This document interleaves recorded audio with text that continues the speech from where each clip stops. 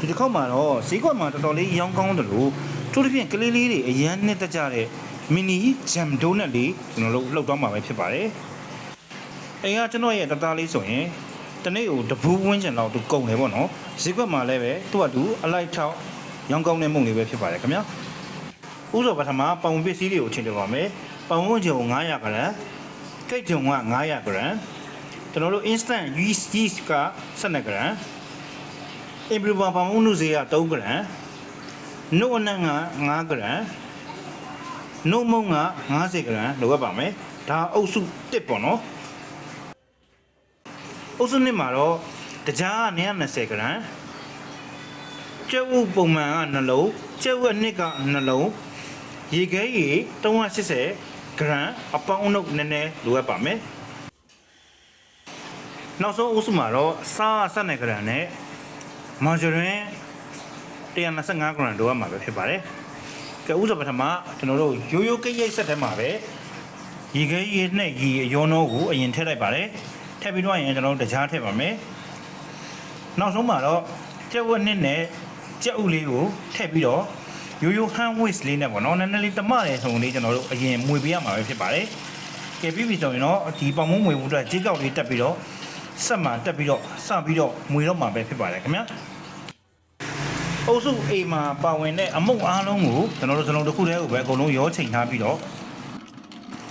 မွေဆက်ထဲကိုထည့်ပြီးတော့ပုံမှန်ပါမုံမွေတယ်လို့ပဲကျွန်တော်တို့ medium speed ကိုပဲထားပြီးတော့စိတ်ချလက်ချီနဲ့မွေပေးရမှာပဲဖြစ်ပါတယ်ခင်ဗျာတတိုင်းတစ်ပိုင်းဓမ္မတွေအတွက်ပေါ့နော်ပေါင်မုံမွေဆက်တီးတတ်မလို့ပဲနဲ့ဒီ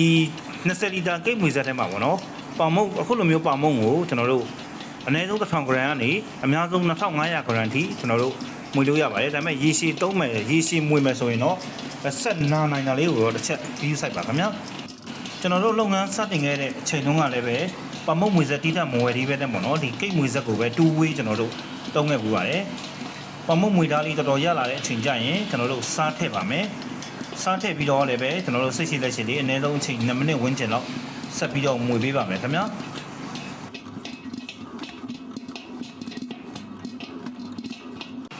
မွေလာလိုက်တာပမုတ်မွေသားလေးတော်တော်လေးနက်လာပြီရာခိုင်နှုန်းအဖြစ်ပြောမယ်ဆိုရင်80ရာခိုင်နှုန်းလောက်မွေသားရလာပြီဆိုရင်ကျွန်တော်တို့မုံလေးကို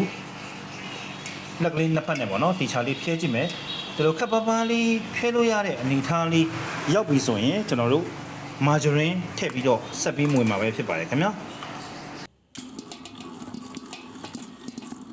ထည့်ထားတဲ့မာဂျရင်းကလည်းပေါင်မုံသားကိုစိတ်မဝင်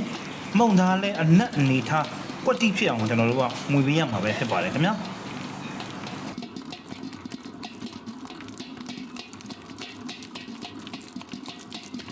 ကျွန်တော်တို့မွေလာလိုက်တာမာဂျရင်းလုံးဝစိတ်ဝင်သွားပြီမုံသားလေးလည်းတော်တော်လေးနှက်ပြီဆိုရင်ကျွန်တော်တို့ပေါ့နော်တစ်ချက်တော့ခုနအတိုင်းပဲပေါ့နော်မုံသားလေးတစ်ထုံးလောက်ကိုယူပြီးတော့လက်လေးနှစ်ဖက်နဲ့ဒီချာလေးကျွန်တော်တို့ဖြဲကြည့်ပါမယ်ခပ်ပါပါလေးဖြဲလို့ရတဲ့အနေထားရောက်ပြီဆိုရင်တော့ကျွန်တော်တို့အိုးဖြုတ်ပြီးတော့မုံသားကိုတေးပဲပေါ်မှာစီပါပါလေးတုပ်ပြီးတော့ချိန်အနည်းဆုံး15မိနစ်ဝန်းကျင်တော့ရက်လောက်ထားမှာအနာပေးထားမှာပဲဖြစ်ပါတယ်ခင်ဗျာအနာပေးချိန်15မိနစ်ကျော်လောက်ရှိတော့ပြီဆိုရင်မုံသားလေးတွေကိုကျွန်တော်တို့30 gram အလုံးလေးတွေဖြတ်ပြီးတော့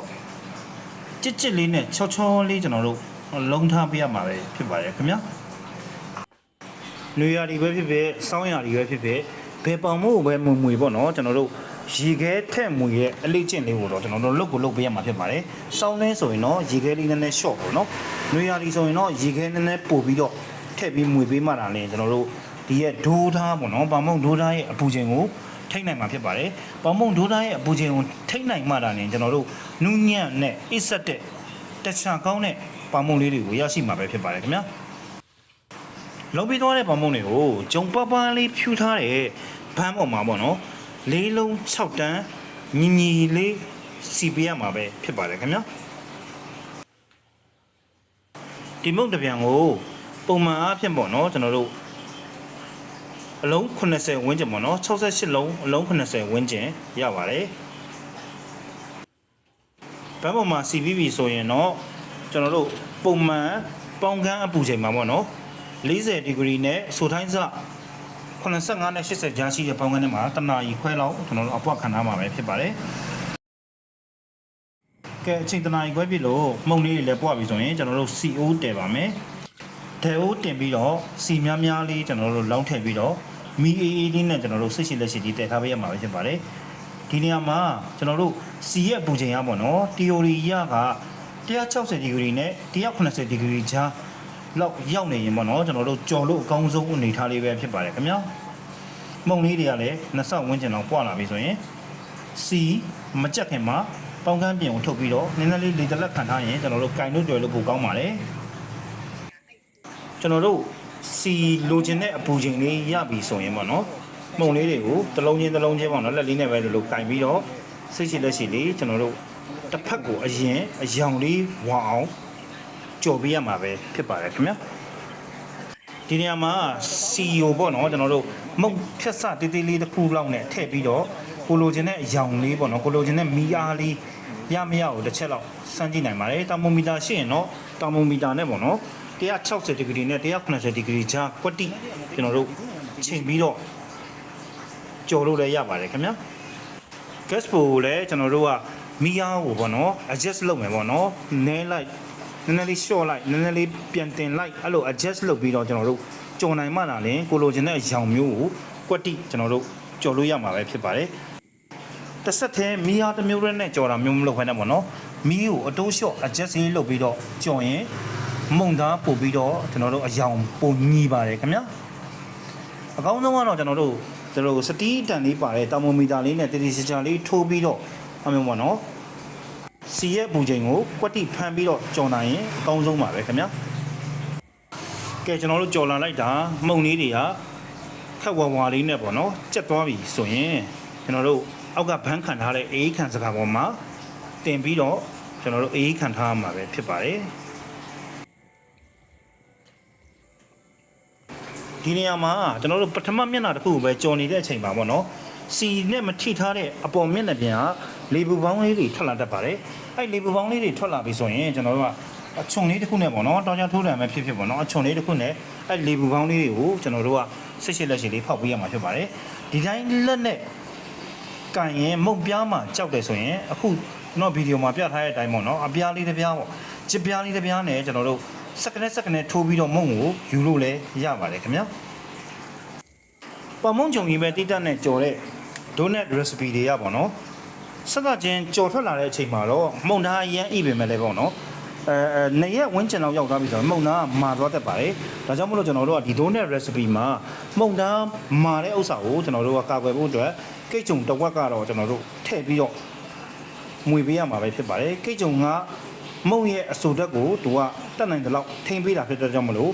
ဒီလိုအချိန်တရက်နဲ့မုံသား6တဲ့ရန်ကနေကျွန်တော်တို့ကာကွယ်ပေးပါတယ်ခင်ဗျာဒါကြောင့်မလို့ကိတ်ကြုံလေးတစ်ဝက်ထည့်ပြီးတော့မွေရတာပဲဖြစ်ပါတယ်ခင်ဗျာမုံလေးတွေအားလုံးကြော်ပြီးပြီဆိုရင်ကျွန်တော်တို့အချိန်1နာရီခွဲ2နာရီဝန်းကျင်လောက်လေဝင်လေထွက်ကောင်းတဲ့နေရာမှာအေးခံပြီးသွားပြီဆိုရင်ကျွန်တော်တို့မုံကိုအေးအလှဆင်ပါမယ်ကျွန်တော်ကတော့ donut icing တွေပါတုံးမနေဘူးเนาะအခု Caddy Group ကိုပဲကျွန်တော်တို့စက်ကူခင်းထားတဲ့ဘန်လေးတစ်ပေါင်းမှာဖြူပြီးတော့မုံကိုကျွန်တော်တို့အဲ့ဒီ group မုံလေးနဲ့ကျွန်တော်ကတ်လိုက်ပါတယ်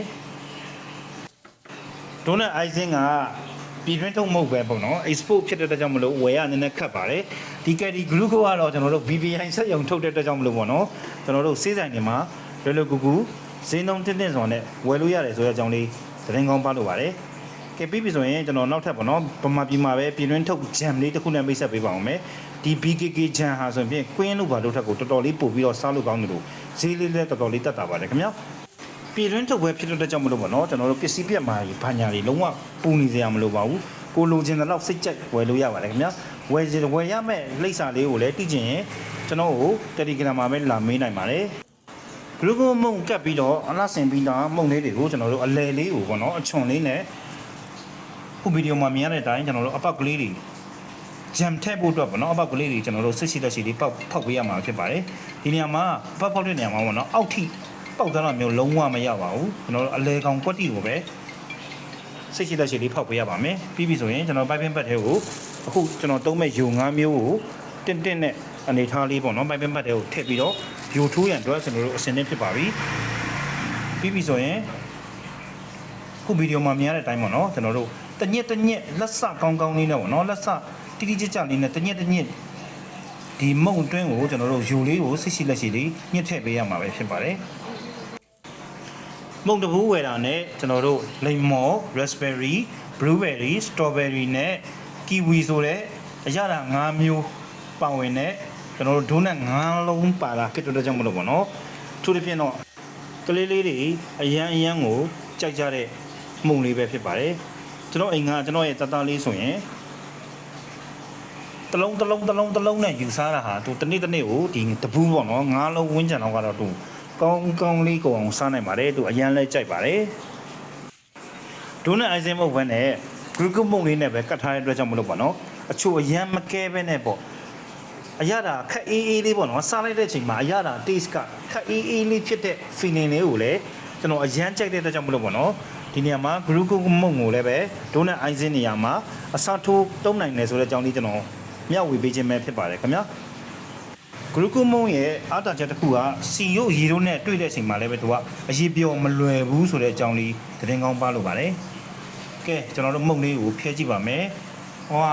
လုံးဝကိုစားတဲ့ချင်းစပွဲလေးပါပဲခင်ဗျာ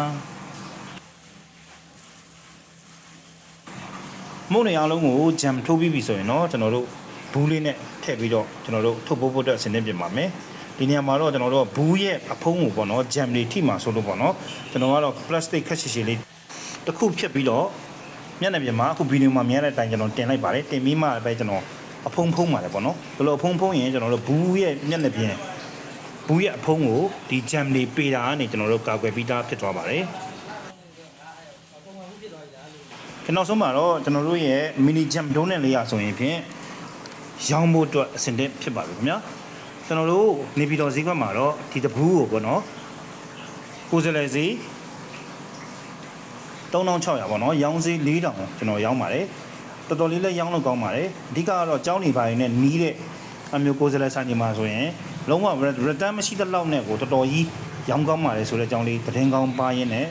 ကျွန်တော်ရဲ့ဗီဒီယိုလေးကိုနှိကုံးချုပ်လိုက်ပါတယ်ခင်ဗျာကြည့်ရှုလေ့လာတင်ယူသူမိတ်ဆွေတဦးတယောက်ချင်းတိုင်းကိုကျေးဇူးထူးပဲတင်ရှိပါတယ်အားလုံးမင်္ဂလာရှိသောနေ့လေးဖြစ်ပါစေလို့ဆုတောင်းရင်းနဲ့အောင်မြင်တဲ့မုတ်လုပ်ငန်းရှင်များဖြစ်ကြပါစေကြောင်းထပ်ဆောင်ဆုတောင်းလိုက်ရပါတယ်ခင်ဗျာကျွန်တော်ကတော့မစ္စတာရေပါခင်ဗျာအားလုံးကျေးဇူးပါ